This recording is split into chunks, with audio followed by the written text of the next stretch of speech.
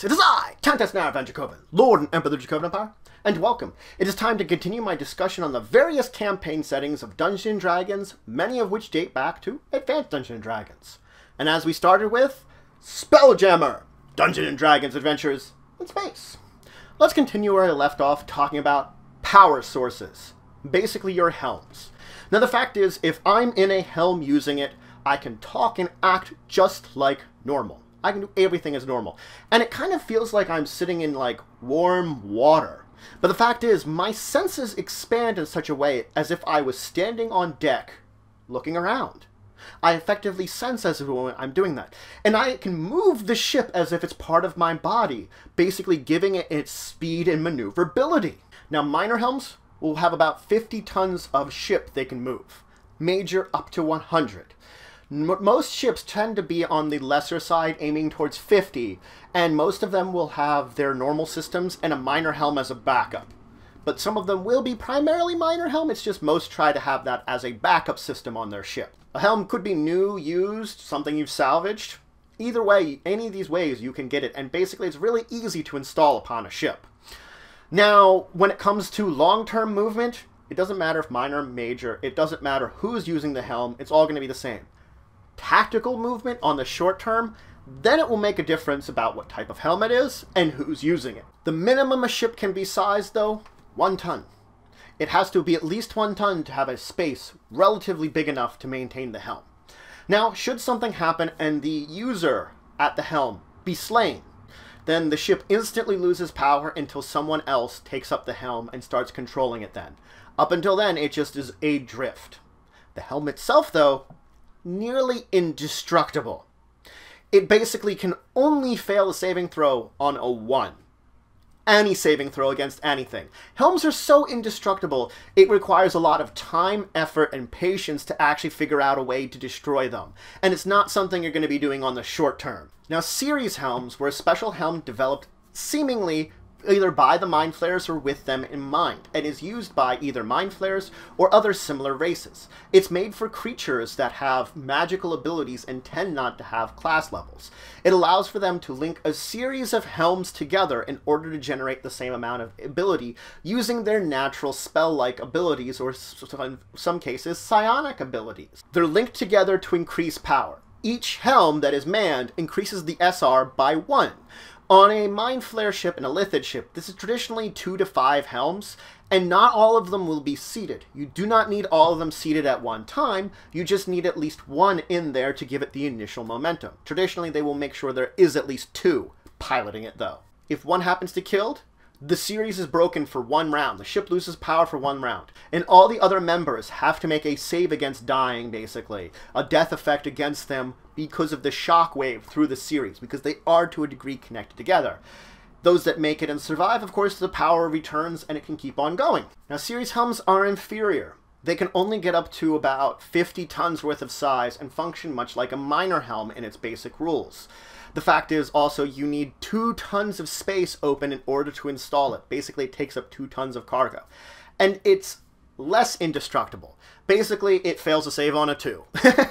That's the basically easy way to say it. It's still virtually indestructible, but it is more destructible than a normal helm. Now, the thing about a series helm is it does not function on a ship that has another type of helm installed in it. Basically, a minor or major helm cannot be on the same ship as a series helm. They are incompatible. Now, I could have a series helm in this ship, remove it, and put a normal helm in there, and it would work just fine. But as long as they are on the same ship, their magic interferes with each other, and they cannot work. Now, the series helm themselves are said to either have been developed by the illithids, the Mind Flayers, or perhaps by the Arcane with the illithids in mind.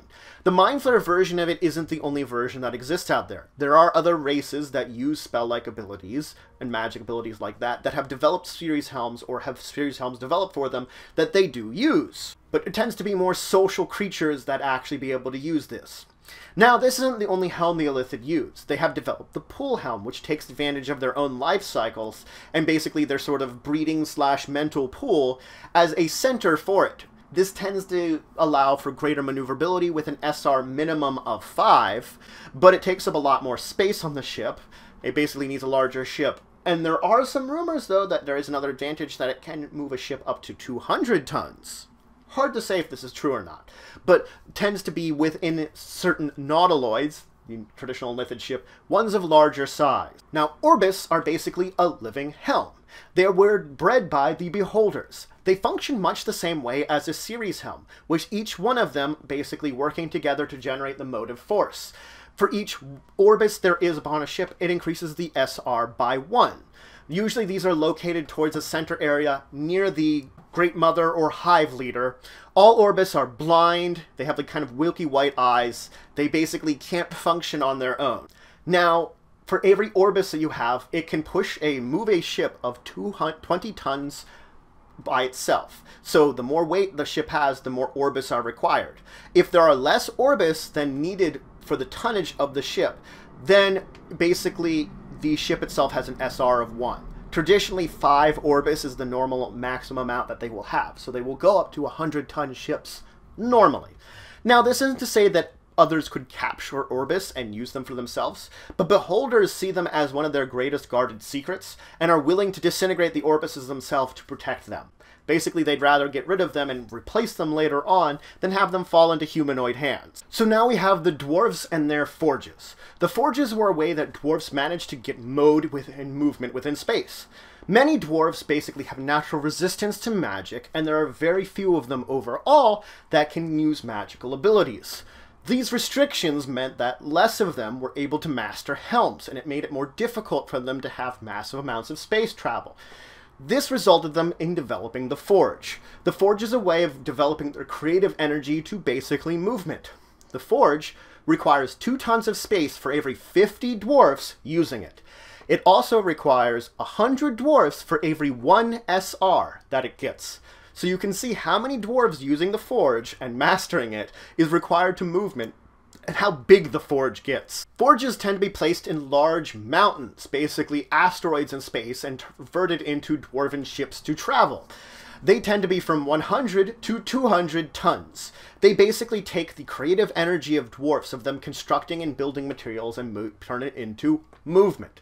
The Forge itself is so complex that it cannot be transferred into a much smaller ship, and no other race has found a way to actually master and maneuver it.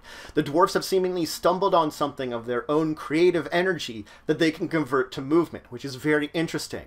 Now, the ships themselves act as trademen.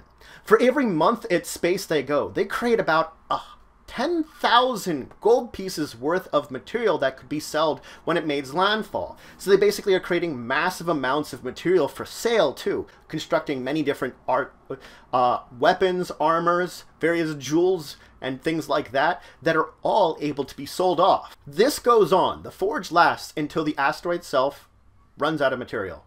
Once it runs out of material, then, well, they have to move on to a new asteroid, forge a new one, and the old one basically becomes a lair for monsters. But that's it for today. I went over more helms, more power sources that you can go about. I went over the series helm by the illithids, the orbis by the beholders, and the forges by the dwarfs.